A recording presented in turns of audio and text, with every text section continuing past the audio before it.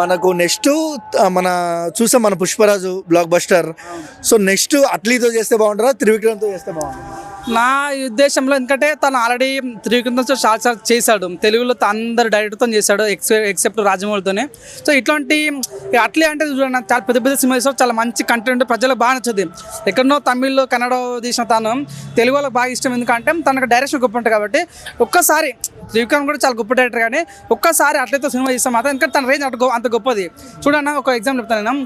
మన SS రాజమౌళితో cinema ఇచ్చిన తర్వాత ప్రభాస్ అన్న సాహో అవి ఇచ్చిన తర్వాత ఒక దెబ్బ ఆదిపుష్టు డైరెక్టర్ చిన్న వాళ్ళు అయినప్పుడు కూడా అది ఆ రేంజ్ తగ్గుతుంది అన్నమాట. సో ఇప్పుడు నువ్వు తెలుగు వాళ్ళతో చేసావు, ఓకే, నేను అంటే తెలుగు ఆంటీ అనట్లేదు. సో నువ్వు తెలుగులో వేసావు కాబట్టి ఒకసారి అట్టితో తీస్తే చాలా గొప్పగా ఉంటుంది అన్న ఫీల్ నాకు కలిగింది. ఇంకోటి ఏంటంటే అన్న, తను మొన్న ఏదో ట్రైనింగ్ పోయినట్ట, 30 రోజులు ట్రైనింగ్ పోయినట్ట. అంటే తను అంత పెద్ద పాన్ ఇండియా యాక్టర్ అయ్యి ఉండి అంత పెద్ద రికార్డు కొట్టినప్పుడు కూడా ఇంకా కూడా ట్రైనింగ్ పోయి క్లాస్ నేర్చుకుంటున్నా అంటే తనకు డెడికేషన్ చూడండి ఎంత గొప్పది అన్న ఫీలింగ్ కలిగింది. సో తను ఇంకా ఏదో కొత్తగా నేర్చుకోవాలన్న ఫీలింగ్ కనిపించింది చూడు, అది గ్రేట్ అని చెప్పొచ్చు. సో నా రిక్వెస్ట్ ఏంటంటే అట్లీతో తీస్తే చాలా బాగుంటుంది ఫీలింగ్ కలిగింది. అట్లీ తర్వాత త్రివిక్రమ్తో చేస్తే కూడా బాగుంటుంది.